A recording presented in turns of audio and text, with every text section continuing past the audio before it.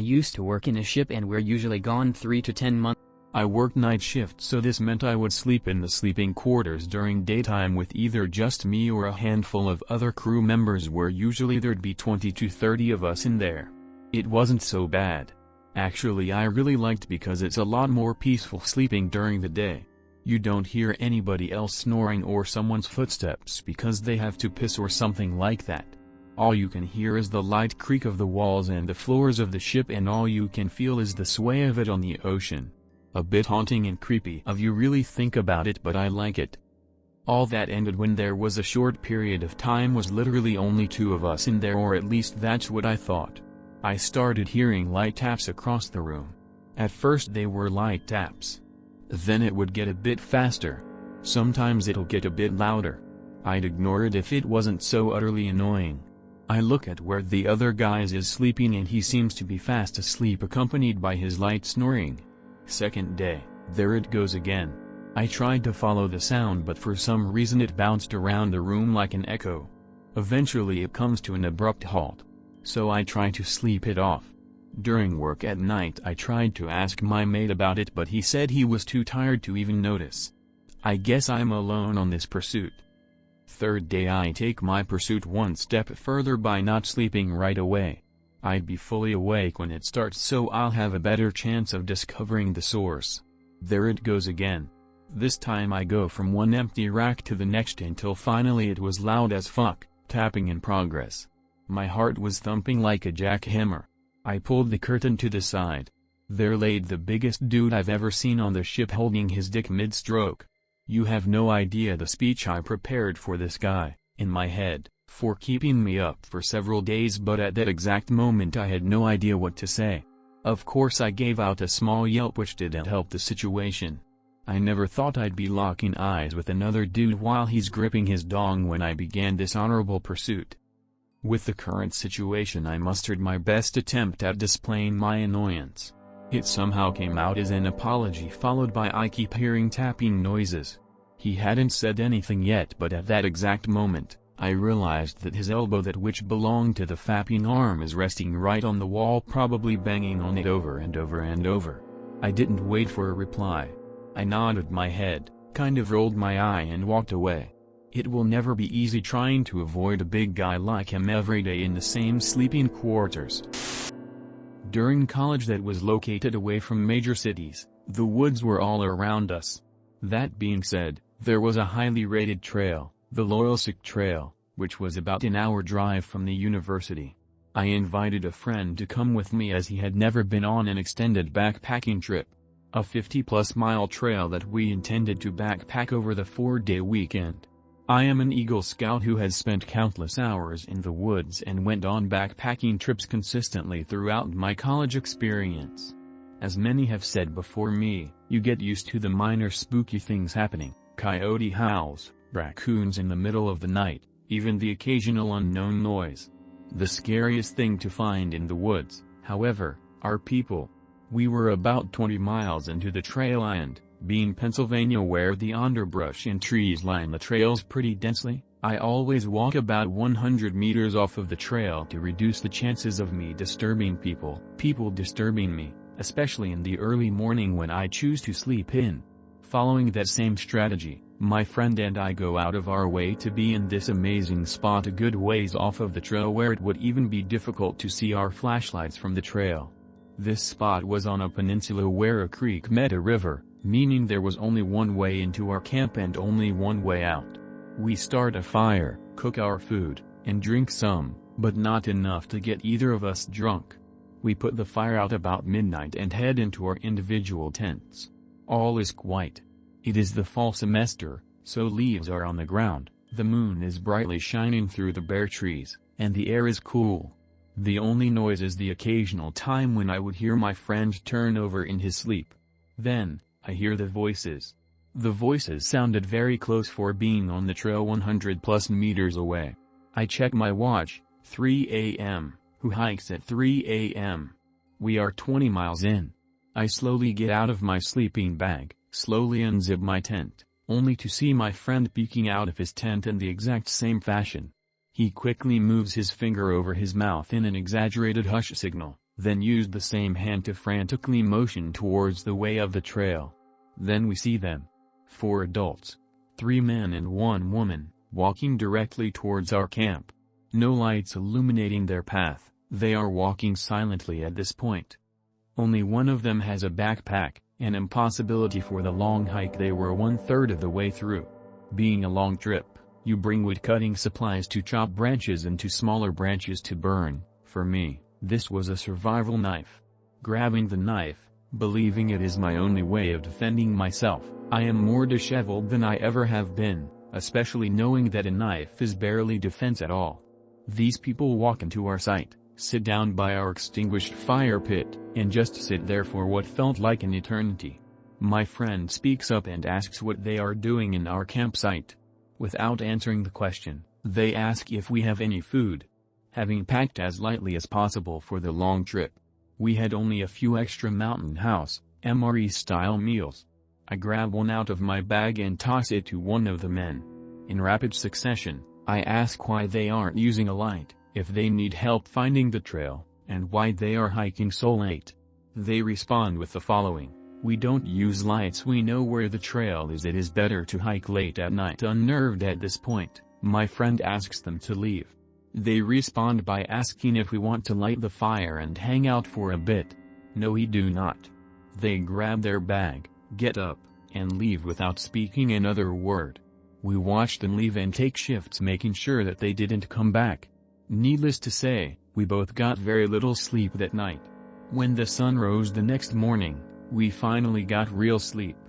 By the afternoon, when we woke up, it all felt like a weird dream of sorts.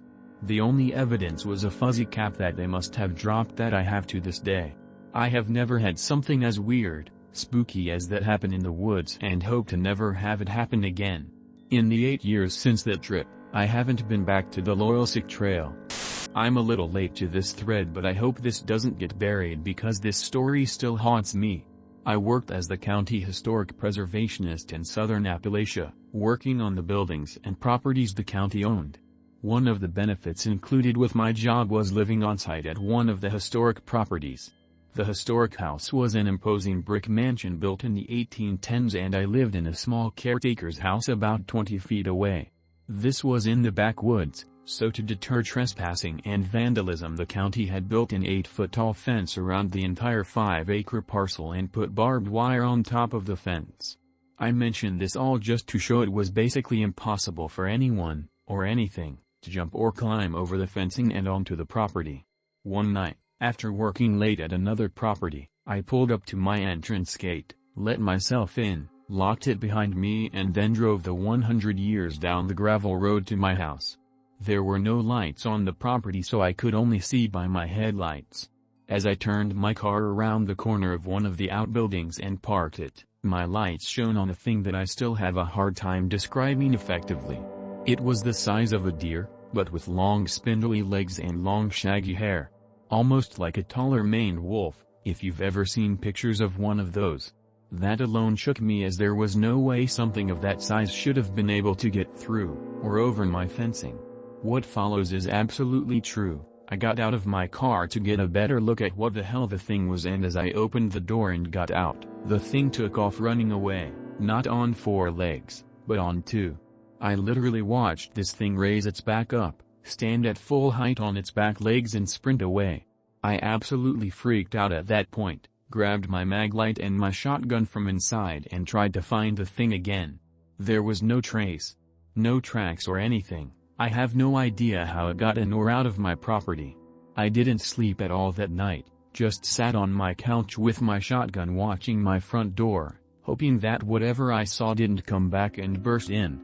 I cannot explain what the hell I saw that night, but it still raises the hair on my neck every time I think about it. Spent a summer doing conservation work out in the absolute middle of nowhere in Wyoming. Was part of a crew that would spend 2 weeks camping in remote places to do manual labor and places machines couldn't get to.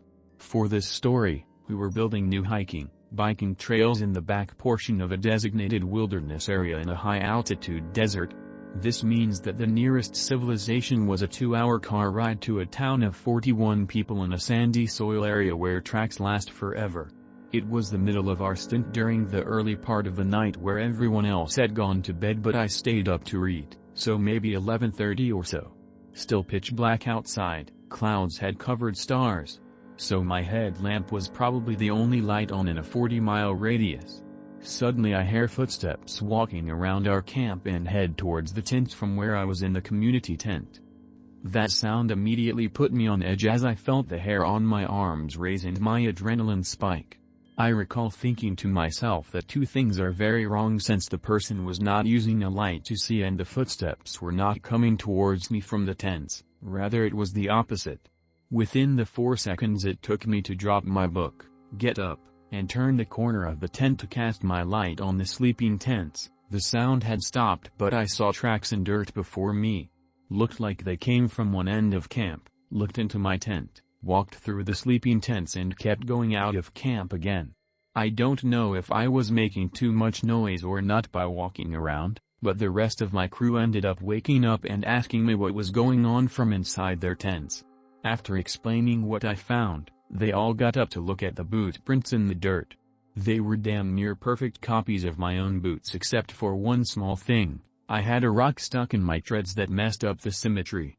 I was wearing fairly common work boots, except I also happened to wear US size 15 double-wide boots, so there was no way in hell this was one of the other crew members. I don't think any of us slept much that night. Never saw or heard anything more after that night. A light train removed the tracks a couple days later, but I do remember none of us were willing to step on the prints themselves and choose to step over them like cracks in the sidewalk. Not working in a remote place, but a holiday in a remote part of Iceland. I have always wanted to see the Northern Lights, so I spent a week traveling around Iceland a few years ago. The weather was mostly cloudy, so I didn't get to see anything for the first 5 days. On the second to last night we were staying at a little place in the middle of nowhere. I had booked an Airbnb, but when we finally found the place it was an old rundown farm, just a couple of buildings at the end of a long dirt road. It was 40 miles away from the nearest other house. Just old man and a cat then lived there, and he had put his spare bedroom on Airbnb and said he would provide breakfast. It was due to be cloudy again, so I didn't bother staying up. At about 3:30 in the morning something woke me up and I could see an eerie green glow coming in through the windows and realized that the Northern Lights were performing. It was bitterly cold, so I put on several layers of warm clothes, grabbed my camera and tripod and headed outside. The Northern Lights were clearly there, but a couple of electric light bulbs outside the farmhouse meant that it was barely visible in the photos that I took. I couldn't find the light switch, so I used the torch from my camera and headed out across the fields. I had walked about 150 meters, climbed over a couple of fences and got to a fairly large dip in the ground. Here I was in almost complete darkness, which meant the faint glow in the sky looked better. I set up the tripod with shivering fingers. I had to take my gloves off to fiddle with the clasps, and mounted my camera. I started to hear some strange noises from around me, some rustling like there was something moving slowly, but it was windy, so I convinced myself that it was just something blowing around. Occasionally the noises would stop for a few minutes before starting again, but I tried to just focus on taking the pictures and getting back quickly. It was tough to get the camera in the right place as I couldn't see anything through the viewfinder or on the screen. I had wanted to get a slow exposure, so as I clicked the button I had to wait, as still as possible, for about 30 seconds. Suddenly I heard footsteps. Something was running towards me at high speed, really fast, somehow running in the pitch blackness across very bumpy ground. Even with a torch I had to take it slow and careful. I couldn't see anything at all, and I freaked out. I don't think I screamed, but I felt absolute panic, gasped, as my fight or flight response tensed every muscle in my body. The footsteps reached me and I felt a cat rubbing against my legs in an affectionate way. The farm cat must have followed me. After I caught my breath, and laughed so hard that I felt a little lightheaded, I stayed out there for another 10 minutes, took a few lovely photos and then headed back to the farmhouse to go back to bed. I was in Southeast Alaska for around 15 days a few summers ago. We had just finished up dinner and washed out our pots and pans and gone to our respective tents in the trees along the shore we had stopped at for the night. The spot we had chosen to camp wasn't ideal. The tide was set to come in pretty far that night and it would only leave us with a few feet before the water would be lapping at our tent flaps. But we also didn't care that much as it had been raining and incredibly windy that day, so kayaking was hardly any fun at all and we needed to stop. About 45 minutes after we had said goodnight to one another, I heard some splashing in the tidal zone, probably 20 feet from my tent. I didn't think much of it because a few times before when in Alaska we had stopped at beaches where the tide had risen to within a few feet of our tents. Anyway, I try to ignore it, although in my mind I'm freaking the fuck out. Our camp spot was less than ideal if you wanted to escape in the middle of the night. We were at the base of a relatively steep hill that was covered in alders and slick with rain. To the left, probably 70 feet from where we camped, there was a rocky outcrop that went out into the water and was about 20 feet tall and steep enough that you couldn't climb it. If, for example, a grizzly bear, and there were a lot out that time of the summer, we had seen 4 or 5 that day alone, patrolling the beaches, wanted to see what was going on down the beach and walked towards us from the right, it would basically seal off our movement. Sort of like putting the cork back in the wine bottle, not many places to go. Anyway, after 15 minutes of hearing splashing I start to try to rationalize it enough to go to sleep. But that's when I start hearing something other than splashing. This incredibly high-pitched gargling sound breaks through the night's relative quiet. It sounded as though 2 cats had gotten into a fight, but every time they let out a scream the other cat would push the one cat's head underwater. This went on for a good 20 minutes. After it died down I heard "That's weird, huh?" from the other tent, obviously trying to downplay the incident. I, being scared as fuck, just reply "Yep, going to sleep."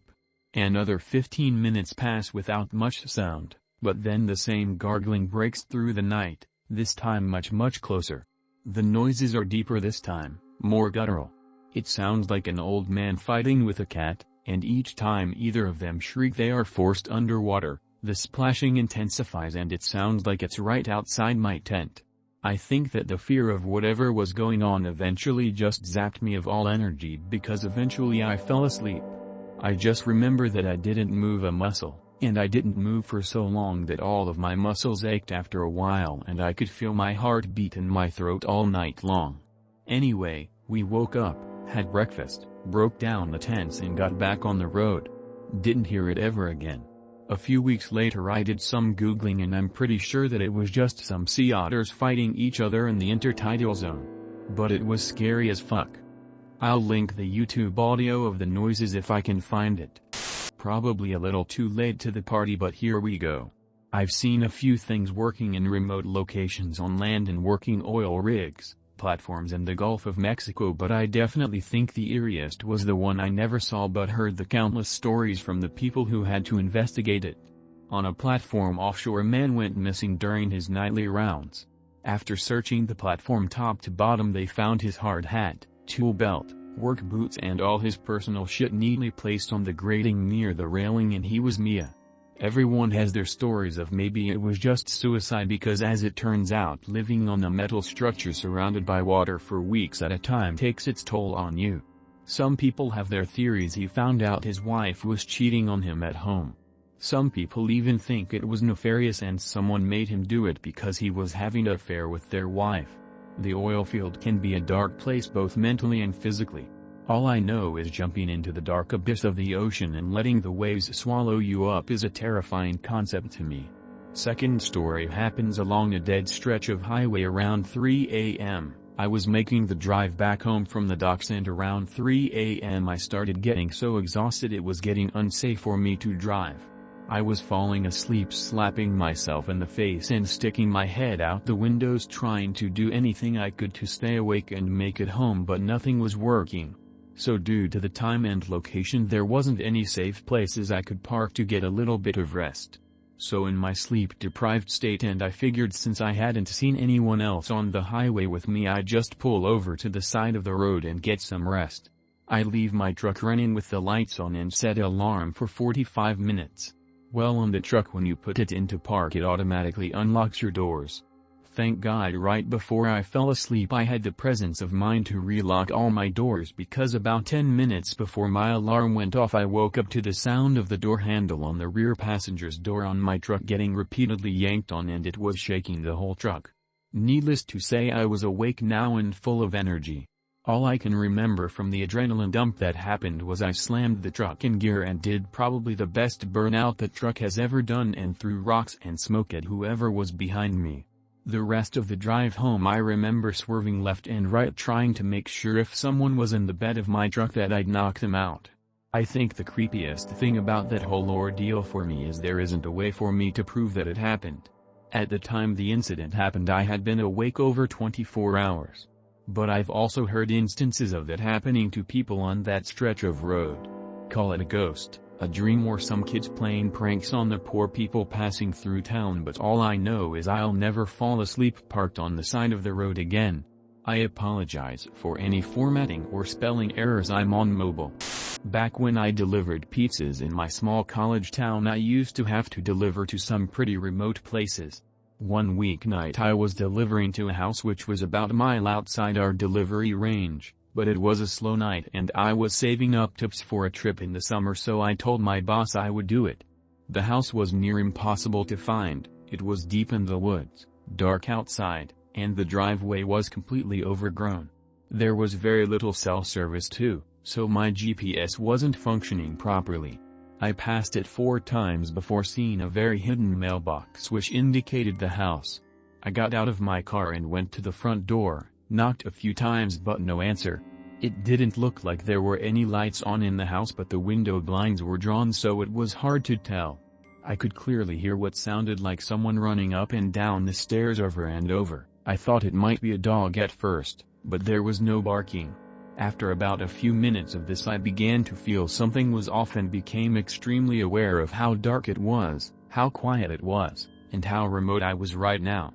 I determined this dude's shitty tip wasn't worth the agita and decided to head back. I turned back to my car, screamed, and dropped the pizza. There was a kid, probably about 12 to 13, sitting on the hood of my car. I have no earthly idea where he came from. He had on a light gray hoodie which combined with the darkness gave him the look of a specter. I picked up the pizza and gathered myself, and yelled out asking if he lived here and ordered the pizza. The kid immediately jumped off my hood and sprinted into the woods, away from the house. I got in the car ready to nope the fuck out. When I reversed out of the driveway, right before I pulled into the street, I saw the kid emerge from the woods again and stand on the driveway, watching me leave. I got back to the store and told my boss what happened. He was angry I didn't make more of an attempt to deliver the pizza, but I talked him into calling the house to confirm the order. No one picked up after 4 attempts. My boss stopped accepting calls outside our delivery zone after that, more so out of not wasting his driver's time more than our safety. Dude was an ass. We never got a call from that house again for the remaining 2 months I worked there. Worked as an English teacher in the Yupik village on the west coast of Alaska for a lot of years. 3 incidents stand out to me. Pretty sure I was alone in the building working on lesson plans and recertification classes online, back when the internet was brand new, when I heard someone playing basketball in the gym. It was 2 a.m. I walked down to see who it was, but nobody was there. When I started walking toward the back door of the gym, the bouncing ball noise stopped and the quick patter of feet took off for the other side of the building. I tracked the noise to the elementary side of the school, in the dark, and thought I'd caught them in the paper supply room, when they took off again. It wasn't until the next day that I realized the snow drift in the back of the building was tall enough for kids to climb on the roof and run around. Late one night, this time working on sub-plans because I had strep throat, my darling students do love to share everything, and was running a fairly high fever, I started hearing an rhythmic thumping coming from somewhere nearby. This was February, and a big storm was kicking up, so I figured someone left a window open in the library and the wind was catching it. Checked, but everything was closed up tight. But the thumping was louder in the library. I finished my plans and copies and laid everything out, looking forward to collapsing at home with tea, Tylenol and something Cillin. and headed for the front porch for the trek over the drifts to my trailer on the edge of the teacher housing compound. As soon as I opened the door, the reason for the thumping was obvious. A pack of feral dogs was ripping apart the trash bags that had been left on the porch, snarling and flinging each other at the walls to get at the good stuff. They scattered as soon as I stepped onto the porch, then circled around me as I tried to bluff confidence and make it the quarter-mile to my own porch. I thought about trying to make it back through the door, but it had locked behind me, and I didn't want to turn my back on them. I was extremely glad to have my walking stick with me, as the braver ones tried to grab my ankles. I had to whack a couple of them, and ended up with rancid dog slobber and teeth marks on my boots, but I made it out. Never will forget the rumbling growls and the way the lights reflected in their eyes in the dark, though. Being so far west, we didn't often see the northern lights, or as the elders called them, the dancing ladies, very often. When we did, they were often shades of pale green and pink, just lines of luminescent color against the most amazing starfield you can imagine.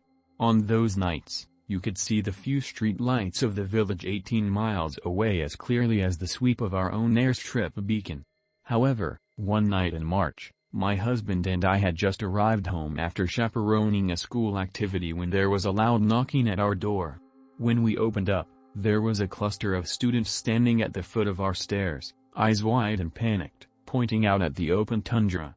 Not only were there northern lights that night, but they were bright and deep, bloody red. Every surface covered with snow reflected the color, shifting to dark, bloody shadows as the clouds started to come in, then flaring brighter as they passed.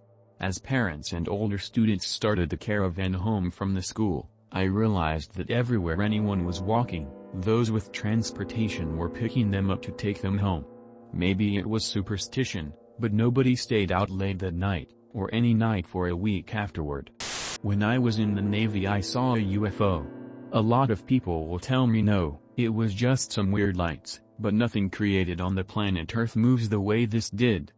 It was just getting dark outside, underway at about 10 kts in the Mediterranean, dead flat seas. I'm sitting watch up on the bright bridge console when I notice a single point of light in the air. To me it's what looks like a helicopter hovering above one of two merchant vessels in sight. I check the AIS, and get the names of the two vessels and relay that information over to Arctic/IDS.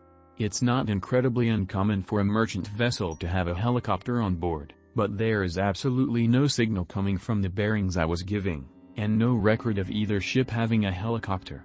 At this point, I started to get more concerned and curious. The point of light is still hovering above one of the ships. I head out to the port bridge wing and get on the big eyes, high-power mounted binoculars, to see if I can get a better look at the aircraft. It appears to be at least 11 nanometers away, and even with the magnification, all I can see is a single point of light. At this point, the OUD is interested as well, and joins me on the bridge wing, and we watch this point of light zip 15 nanometers in a matter of 2 to 3 seconds and stop directly over the other merchant vessel. There was no wind-up acceleration, it just went from hover to full speed to full stop instantly. The officer standing with me was completely speechless and in awe at what just happened, and called for a higher power air radar search on that vector. Still nothing at all. The point of light hovers above the ship for a minute or so, then at about half the speed from before flies to a point between the two vessels over the open ocean. It makes 3 to 4 dips down to the water and then back up to about 10,000 feet. Then it started to make a infinity loop pattern in the sky. It was dropping from around 10,000 to 2,000 feet and back up at an incredibly rapid pace. No human-made aircraft is capable of this amount of precision, acceleration and deceleration, or speed. Before the two of us could even react, the craft blasted across the sky at a slightly upward angle, completely silently, leaving no trail or trace at thousands of miles an hour before disappearing into the open sky. The officer of the deck standing next to me had his mouth wide open, eyes practically bugging out of his head behind the binoculars. He looked at me and said, "Redcliffe, what in the fuck did we just see?" To which I replied confidently, "We just saw a UFO, sir. We reported it to CIC as a glare on the windscreen of the bridge, That we messed up, haha, but we know what we saw with our bare eyes. The two vessels involved got underway a few minutes after our report, each heading back towards the coast at 15 knots, along the exact same track. I lost track of the vessels when I got off watch 4 hours later, but I've always been curious about them and where they ended up. TL, Doctor, the officer of the deck, and I saw a UFO while on watch in the middle of the Mediterranean Sea. Back in 2007, during the war in Iraq, I was working as reconnaissance along the Iranian border, covering a huge area, constantly moving and sleeping in the desert for about 3 or 4 weeks at a time. We had interpreters attached to us on the off chance we bumped into someone. Well, one night, we laid up in a hide somewhere. Beautiful tall valley. Hazy, red sunset, and we're basking in the orange glow, preparing brews and some food, when our interpreter piped up saying that, "We cannot stay here. It is dangerous." Naturally, we take notice. It's part of the reason he's there. He knows the area and the culture, etc. We need to know why, expecting him to tell us there are bandits or locals know where we are or something. Turns out that this was some kind of death valley. Battles had been fought there for centuries given its location and violent history. Many, many ghosts. Very angry. We cannot stay. Now, obviously we're an elite group of blokes, out there looking for baddies, so we're not reporting that we bugged out of our location to the chain of command because of lots of angry ghosts. I'll tell you what though. I was fucking terrified that night and barely slept a wink. I was more scared of some shadowy specter pulling me away into the darkness than any of the real threats that existed. Looking around the next morning, it wasn't beautiful anymore. It had become this shadowy valley. The atmosphere was thick and it was cold. We also started finding rusted old helmets sticking out the ground. Some with bullet-sized holes. Creepy place. Another non-creepy story, but something remote and scarier, was in 2013. Training out in Kenya this time. Same job, training in different tactics. I'm point man on a night patrol and we're going through the bushes. I'm not sure what you'd call it. It's not quite jungle, not forest, but it's a thick and dense patch. It wasn't at all uncommon to look back and see 10 sets of glowing eyes following us. Hyenas. The first few times you see them, it's scary because there's no barrier. This isn't a zoo, and I'm from England. None of this was normal. After a while they become pretty standard. They never bothered us and they never got too close. They didn't hunt us. They were just curious or waiting for us to drop food. The whole place was insane. You'd come around a bend and be face to face with a herd of giraffes, owls, crocodiles, eagles, elephants. My favorite, the dik-dik. You get used to it all and get your confidence with the animals, and sleeping out in the open. So there I am, walking through this jungle bush, slowly and quietly, trying to be as stealthy as possible and lead my team through, when all of a sudden, out of nowhere, a herd of animals charged straight past. The noise was something else, and so unexpected. Absolutely shit myself. They charged off into the distance and it got quieter again, after we'd all regained our composure. Start patrolling again and hear some rustling in a bush. Now I've got HM and VGS on, but we're so covered by trees it's hard to make anything out other than tree trucks reflecting some far-off moonlight. I keep going. It's Kenya, right? There's loads of stuff out here. It's fine. All of a sudden, I get growled at. About 3 meters to my left, there was the deepest, earthiest, scariest grumbling growl. Not a full-on roar, but a growl, like I see you. You've disturbed me. Don't come any closer. My heart was in my throat. Adrenaline was coursing through my body and I just carried on walking like nothing had happened. If I pretend I don't see or hear the lion and keep going, I'm not about to get killed by a fucking lion, right? Besides, there were 5 other guys behind me, maybe I'd get lucky. Spoke quietly over the radio that there was a lion in the bushes, but nobody believed me. We walked by and didn't hear anything else. I was incredibly alert the rest of the time there. It was a sudden jolt back to earth that there are some dangerous things out there other than poachers and spiky trees. I still don't know what it was, or exactly where or how close it was. I have however been to zoos and I know the sound a lion makes. That was the damn sound. I can only assume it had chased the herd through there and maybe caught something and was warning us that it was her kill.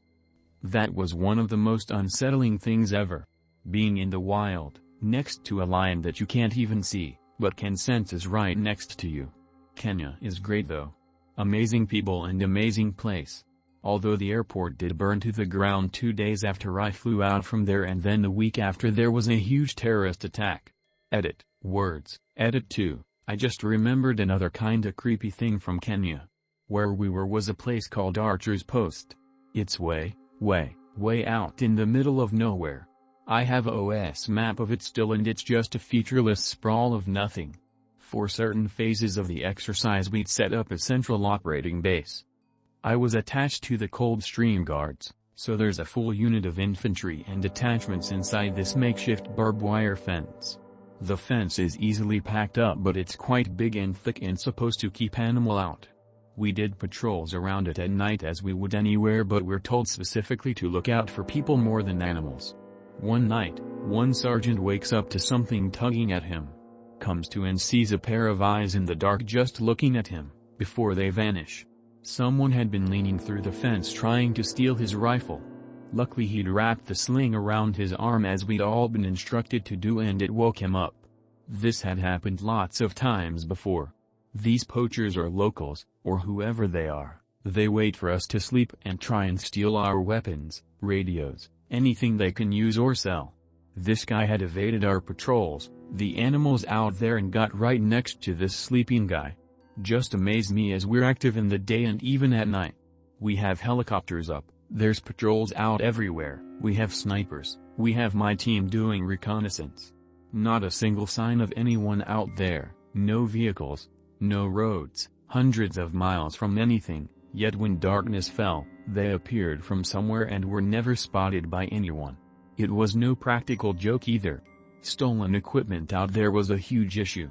We have live ammunition most of the time too. These guys know exactly what they're doing, and they're damn good at it. Alright then, a handful of light to medium scary stories, and then the worst supernatural thing I have ever dealt with. The main building was 2 stories tall. First floor was reception, meeting rooms in the front and a massive laboratory and a break room in the back. There was something that hung out in the lab area, just a shadow in the corner of your eye and a watchful presence sort of thing. All it wanted was to be left alone. And it never gave me any crap, but it was there. I was always polite and would announce in the hallway when I was going to sweep the lab or hit up the break room for coffee, which is why I think it was so passive compared to the rest. The second floor offices on the other hand were a pain in the ass. I would walk the floor, making sure doors were shut and lights were off at the start of my shift. Some nights it would stay like that, and all good, but other nights there would be the sound of running feet above your head and doors slamming open as you walked the first floor. So, up to 2 I would go, 6 battery solid metal ass beating flashlight in hand. And yep, doors open, lights are on in offices, trash cans knocked over, no humans in sight. Fix it all and maybe have to come back in a couple of hours to do it again. Worst part of that beastie didn't really sink in until after I quit and was talking to the other night guard. We had 4 on, 3 off schedules, and I never really saw him to compare stories. Every time I went to enter the elevator on the second floor, I would turn around and back into it while facing the landing area. I did this because I knew that if I didn't, the asshole rolling around on the second floor would take that as a sign to fuck me up. Turns out the other guard would do the same thing for the same reason. Edit, because the other guard's religious choices don't really matter here. Also some punctuation. Probably still some issues there. And on to the granddaddy. In the south end of the grounds there was a 2-story machine shop. First floor was a garage, machining area, bathroom, showers, break area, and a few offices. Upstairs was part storage for the facility.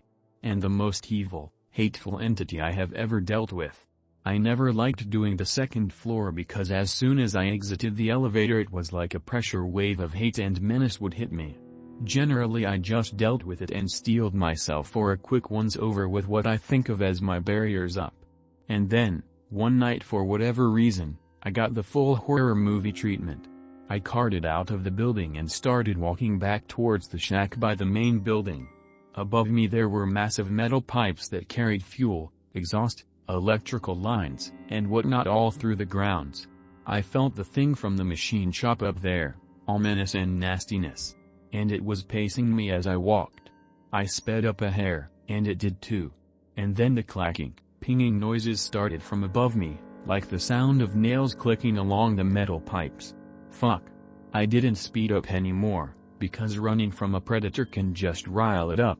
So on we went, me trying to imagine a bubble of defensive energy around me and stay calm, not acknowledging it, and it trying to make me break and run. We get to the end of the pipes and pass a dumpster when there is a massive slam of weight onto metal from the dumpster, and the sense of it all of a sudden being right there. You know, that hair-raising chill on your neck, the feeling of someone literally millimeters away from you. And I knew, as sure as anything I have ever known, that if I had turned around or ran, I would have never seen the next morning. So I kept walking, heart hammering in my chest, until I got to the guard shack and shut the door and it all went away. I kept the job for a while because it paid crazy good and I had few options. But from that point on I would swipe my card at the door of the machine shop and stand outside it, no matter how shitty the weather was, until the required 15 minutes passed, at which point I would card myself back out and walk away. And the other guard said he never liked the shop, so he would skip it too, but never admitted to anything super scary happening to him.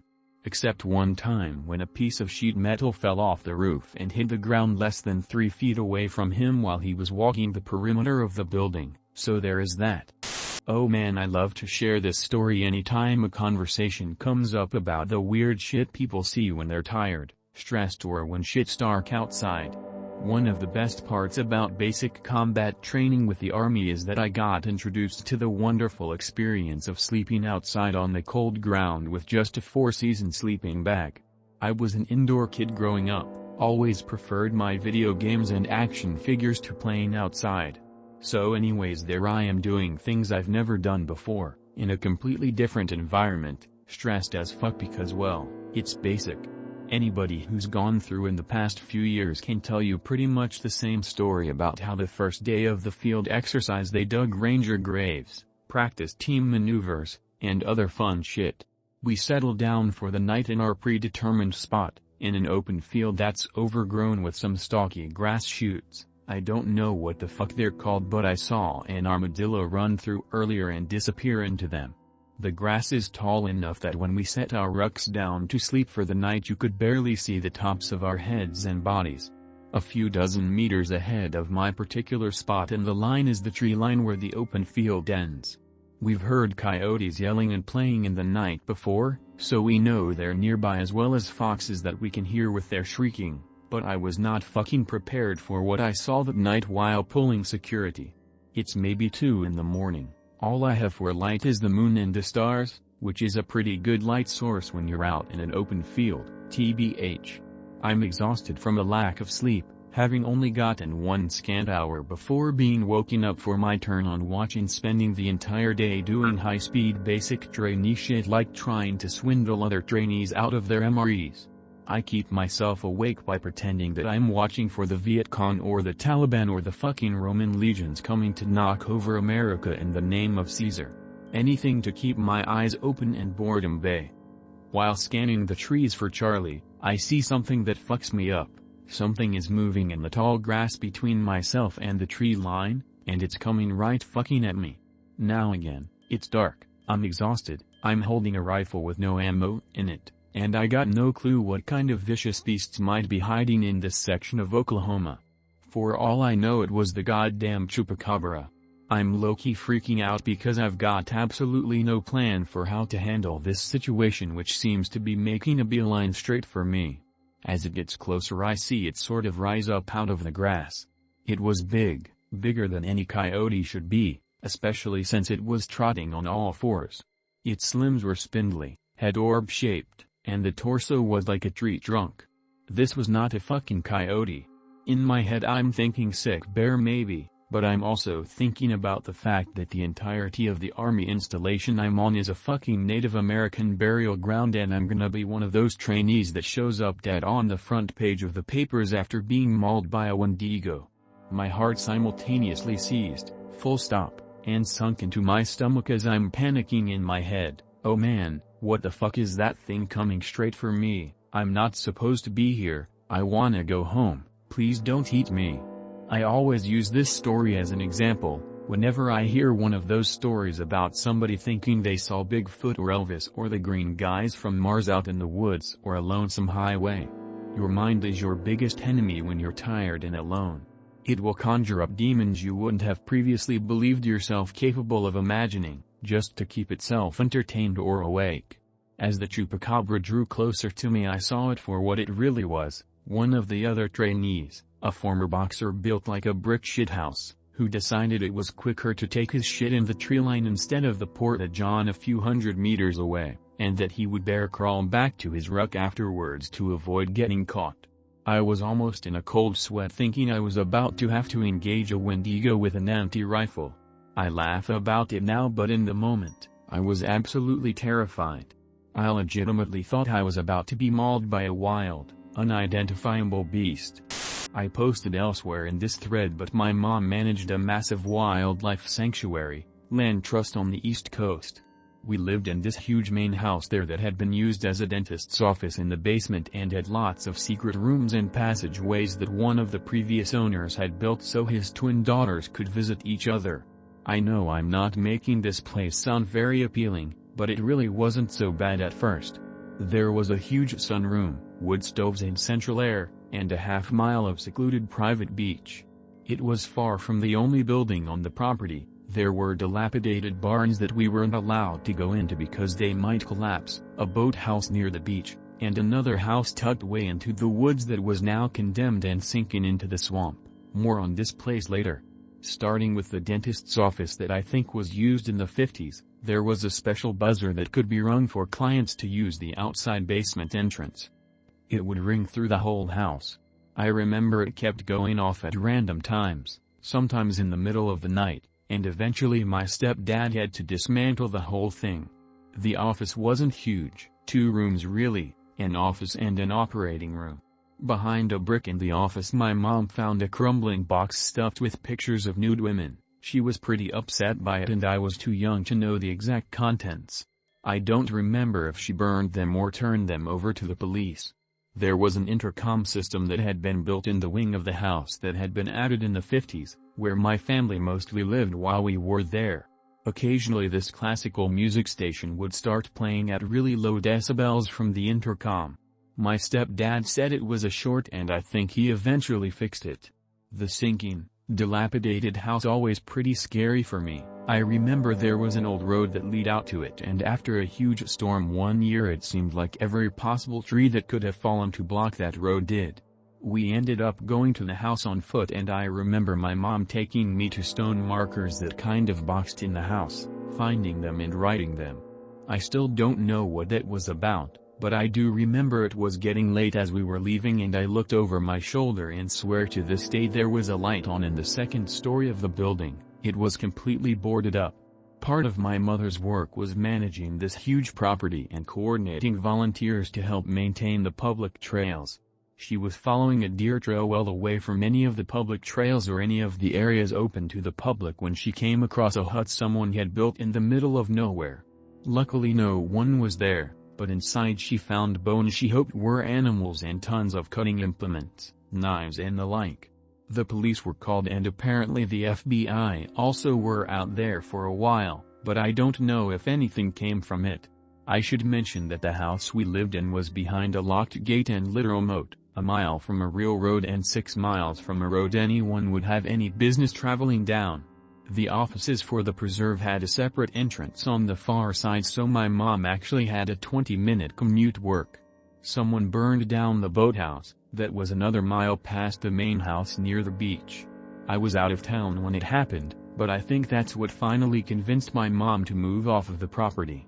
Turns out the old house had lead paint and asbestos, so it was probably for the best. I probably have more stories about this place, but these were the major ones I could remember. I might be able to find some old pictures, but I was fairly young when we lived there, high school when we moved out I think. I work as a fire alarm test and inspector. What this means is that I go around to buildings and make sure the fire system works by testing smoke detectors and other fire alarm devices to ensure that everything is working properly. Because of the nature of the job, some places request we show up after hours to test the fire system as they don't want to deal with listening to fire alarms or the incessant beeping from fire panels. This normally doesn't happen, but there are some places that do request this, namely daycares, hospitals, dialysis centers, churches, dental offices, gyms, or factories. Normally places that either have a lot of personnel, clients that might be sleeping, or clients that might be in surgery. Because of this, usually the buildings that I work in with a partner are completely empty, save the hospitals. We're usually given a set of keys to lock the door that we came in at and are set loose to test the building's fire system. Now, in order to understand why this is a creepy story, you have to understand how I do my job. The task consists of two people. One person sits at the fire panel, while the other goes throughout the building and sets off smoke detectors and the like. The person sitting at the fire panel will radio or call the tester and let him know that the smoke detector works and would set off the fire alarm and call the fire company. This means that at all times you're both separated with only a radio to talk to each other on. In this specific instance I was the tester walking around with my lighter in a very large and empty office building that was several floors tall. We were told that the building would be entirely empty and that no one would be in there to bother us while we tested everything. This meant that everywhere I went I had to turn on the lights for myself in all the rooms and then turn them off as I left the rooms I was done working in. The basement was uneventful, everything tested fine, and my co-worker was on this floor with me. Creepiest thing I saw was a weird-looking doll like Raggedy Ann. The first floor was quiet, nothing out of the ordinary. Did what I needed to do and then moved to the second floor. This is where things started to get weird. When we arrived the parking lot was empty, and since I was working on the first floor I would have heard or seen someone enter the building at any point, and they would have hit an alert on the door contacts that would chime if a perimeter door was opened that my co-worker would have heard. I asked him if he had heard any chime and he said he didn't. This is where it was weird. Because I was about 50 feet from a set of restrooms when I heard a toilet flush. Under normal circumstances I wouldn't pay it that much mind, but we were supposed to be alone. This out me on edge as I needed to go towards the bathrooms anyways to finish off the second floor. Upon rounding the corner and opening the door to the men and women's bathrooms, the lights are off, so my brain is thinking that either one, someone just turned them off and left, or two, no one was in there, but who goes to the bathroom in the dark? Feeling unnerved I moved to the third floor after turning off all the lights on the second floor.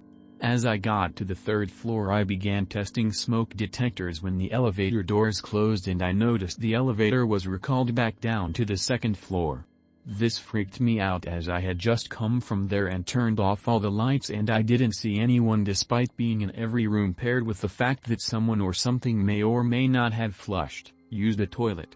At this point I'm calling my co-worker on the radio asking if he had seen anyone come in or heard anyone, to which he said no, he got no alerts that a door had been opened. Me being very paranoid I decide I don't want to be another idiot dying in a horror movie and find the closest janitor closet that I can, which just happened to be within 20-ish meters from the elevator. I shove my ladder inside and close the door just as I can hear the elevator doors opening and the chime dinging signaling the elevator was on my floor. I turned off my radio, silencing my phone, peering through a grate at the bottom of the door. I could just barely make out the elevator doors that closed and the elevator lobby lights that I had turned on, but nothing else. I sat there for what felt like an eternity but probably only amounted to a handful of minutes. I felt really stupid at this point as I was trying to reason with myself that it was probably an employee that came back or forgot something, but I still didn't like the feeling of someone being in here with me stalking me. Luckily it was the last floor that needed to be finished. Stealing my resolve I stood up and grabbed my ladder. The third floor was much smaller than the two below and then I just had to do a quick walk on the rooftop to check the AC units. I confidently burst out of the closet and began testing the last couple devices on the third floor before climbing onto the roof. The access hatch to the roof had a latch on it to keep it from shutting and trapping me up in the roof by myself, and I made sure that the safety latch was engaged before I went the whole way out into the roof. I even thoroughly remember pushing in the access hatch to make sure it wouldn't shut, just for good measure. At this point the sun had pretty much set, so all I had was a small pocket flashlight with me and the light from the access hatch that was shining up onto the roof, but it was enough to see. There were 4 AC units I needed to check. I tested the first 3 without issue. I had turned in my radio at this point as well as my phone, but on the 4th one, just as I was walking over to test it, I heard a slam of metal hitting metal as I spun around, only to see the access hatch had somehow shut on me, trapping me on the roof. At this point I'm freaked out and I pull out my itty-bitty pocket knife cause I ain't going down without a fight, and begin checking the top of the building. After making sure I was in fact alone up there, I radioed my coworker that I was stuck in the roof. After about 10 minutes of waiting he managed to save me from my debacle and we climbed down, now finished with what we needed to do.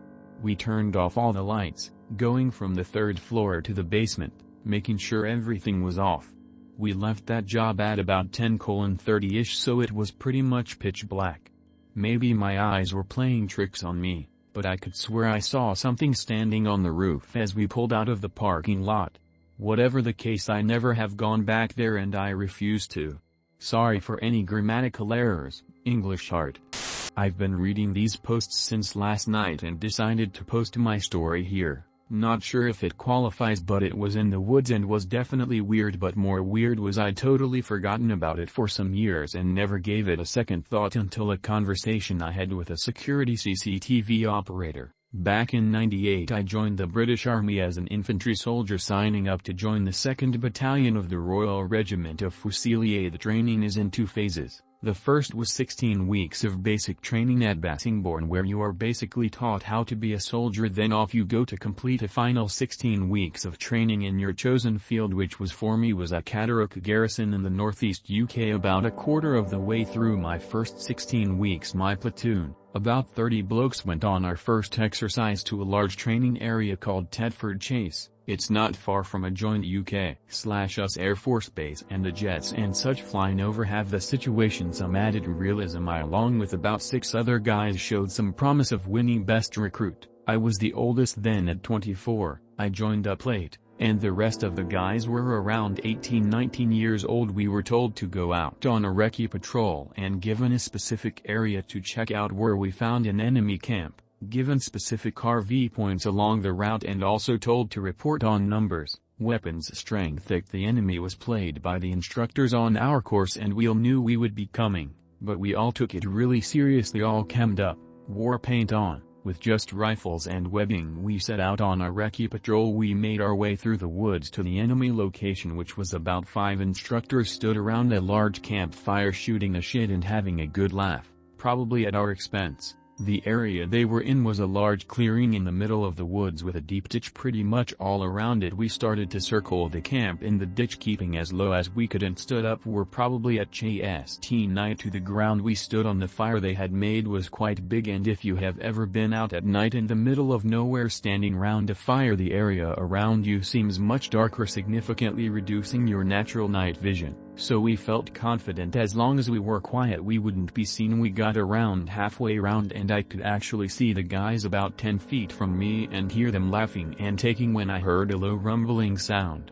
sort of like a big passenger jet flying very high overhead with its engines on full, not ear blasting loud but loud enough. The sky was totally clear, inky black with the stars all out. Then without any warning, this long black, I presumed it was black, oblong shape about the size of a football pitch in length, 30 foot wide and 30 foot tall, just sailed very slowly right over us. It seemed only to be about 70 feet of the ground, and by my reckoning was going about walking pace or not much faster. I noticed that I didn't feel any downdraft. The tops of the trees didn't move. I could see the faces of the instructors lit up in the fire as they all stopped to look. The thing that stuck in my mind the most was the tail end of the giant box shape. It was glowing yellowish-orange like the shit you see in a Star Wars movie as it passed overhead, like it was the engine or propulsion system. but no downdraft. And not really that loud. We arched it disappear slowly out of view, and without anyone saying anything we just carried on as we had before. No one said anything about it for the whole time I was in basic training. I only remembered this weird event about 5 years later, then forgot about it completely until a conversation I had with a security guard whilst serving as a police officer. I've told my wife and she gives me that look like, yeah okay whatever, but I know what I saw. I appreciate we were near an air base, but I don't know if anything that an aerodynamic, that can fly that slow and make so little noise still freaks me out today, and I'm now 47 years old. Just thought I'd share. Oh, I was waiting for this one. I was working for a company named Aura Solar in BCS, Mexico. I was in charge of installing solar panels in the middle of nowhere. The place was supposed to be enclosed, but the wall was nowhere near to be completed, so a huge chunk of the side that aimed to the desert was open. My team camped there because we were paid lots more if we finished earlier, and since we had full-time life insurance we were growing bold on our work hours. It was around 1 a.m. Suddenly our gas generator stopped working and all lights ran out.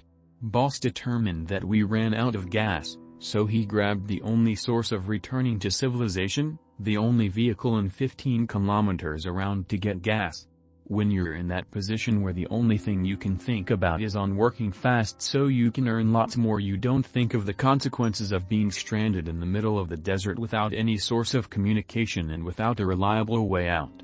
So we asked him for food and stuff. The boss agreed and left us 5 stranded there. Some of us took cell phones out. Others like me took advantage of this and went to take a shit. Me and Marcus, we gonna call him, were about to get to the out toilets. Suddenly we saw something moving. It was not that kind of dude you saw that. It was more like okay we're fucked. We both thought the same, and he takes his cell phone to put the flashlight, and I took a bar of iron because we know coyotes were around. But what we saw was not what we expected. In front of us, there were 6 guys on black robes. They were crouched and observing us. When they saw the flashlight they immediately barked at us, like some sort of lunatics, and ran off. Of course, like the normal people we were, we shit our pants in the spot and also ran the other way cause goddamn that was weird and scary. We ran towards our team, we expect to see the lights of their cell phones but there were none. When we arrived at the work spot, not a single workmate was there.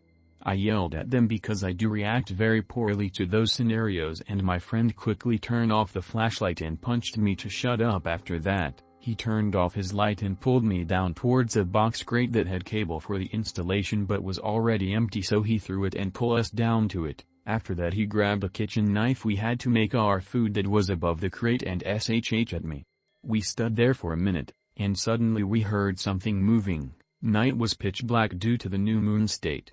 The sound was of people walking in whispers. What we could understand was that we were alone and we took their cult spots so they could take revenge.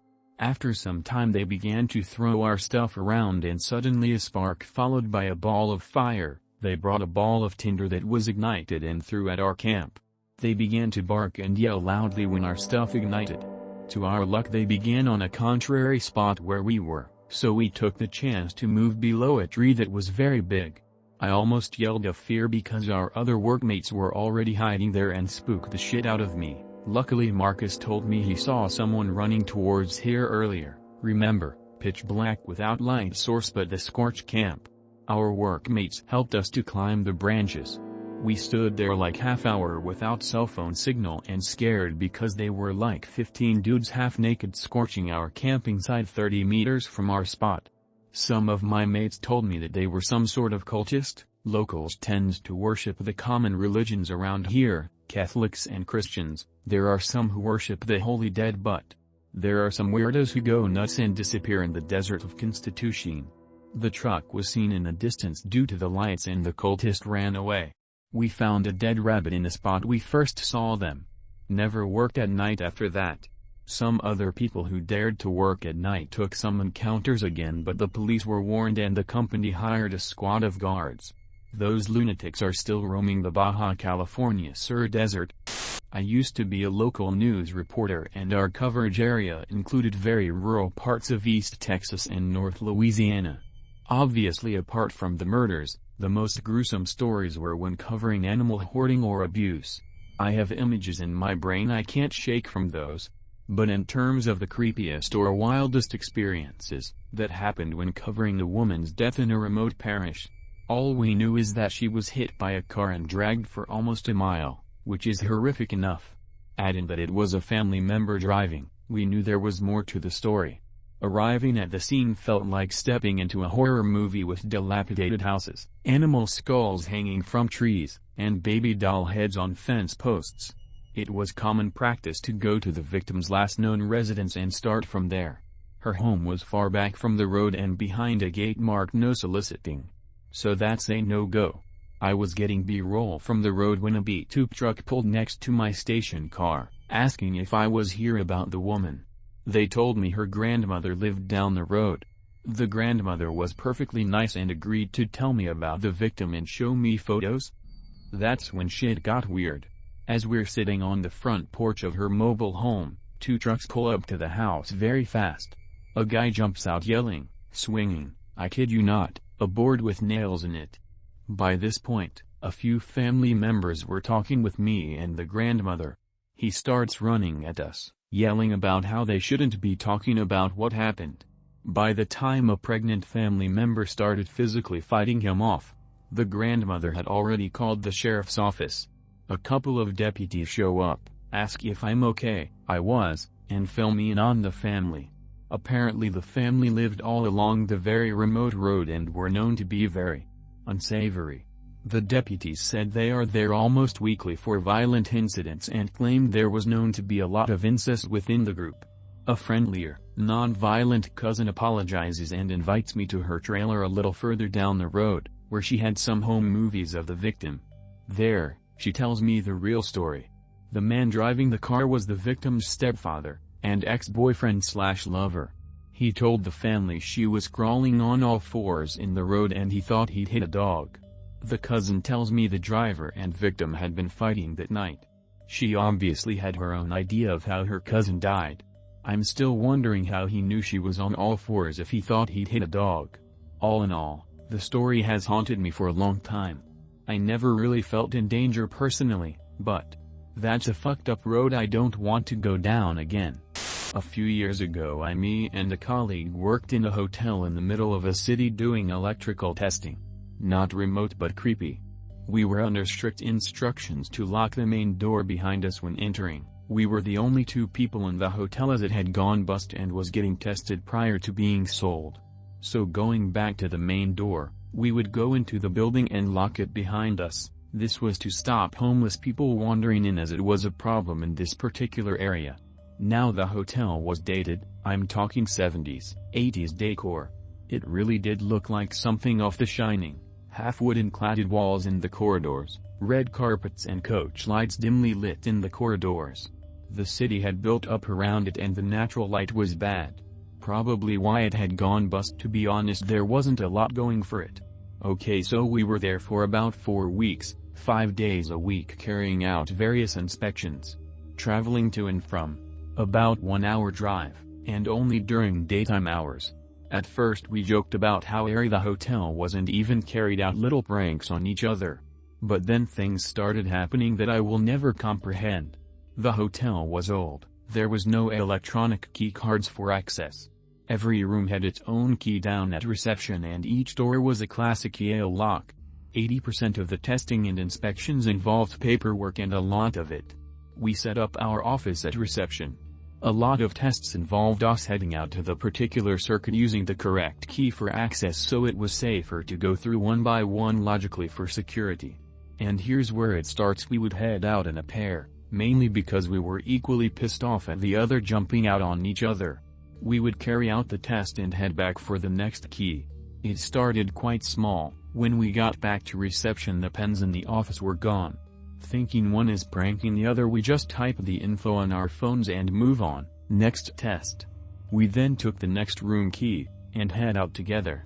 Get in the room and start the test. Without going into detail, it involves moving between the room and the fuse board to reset the switch. We move together, so leave the room unattended. When we get back the tester has been pushed off the bed. Now this is not something we would find funny as the tester is about 2,000 pounds. Starting to get a bit creeped out, we decide to just work on and try and forget about it. Next room we do the same test. We go to the fuse board and as we are resetting we can hear the door close at the room. We left the key in there as the Yale lock was set to unlocked position to stop it locking. The door locks itself. I send my colleague to reception to grab the master key out of the safe. All the while I'm certain I can feel eyes on me at the other end of the dimly lit corridor. The hotel was protected by the shopping mall security at a different building who we were liaising with. I was certain there was an intruder even though we always locked the main door. I call for security to check it out and evict the unwanted guest. They don't find anyone. The next day we're back. We decide to start on another floor as we are creeped out. This time we go for the key on floor 3. It's not there, almost like something new we would change. We choose 302 instead of 301 and head up. As we walk away from reception we hear a clatter, turn around and 4 or 5 pens are now scattered on the desk, the pens from yesterday. We head up to room 302 freaked out and find room 301 open with the key in. The bathroom tap is running at full pressure. We turn it off and just lock the door. Now at the other end of the corridor there's a door where the fuse board is with a glass window in it. When we get towards the door to prep the fuse board for the tests, I swear on my life there was a face behind the glass, very pale, unable to make out the gender, but it just stared at us and moved backwards until it wasn't visible. 3 room doors opened behind us and we ran for it. Called security and never dared move from the reception all day. We wanted a quick exit. We put off testing the 3rd floor till last as we were terrified. Before we got round to it the testing got pulled as the administrators had decided it was going to be demolished.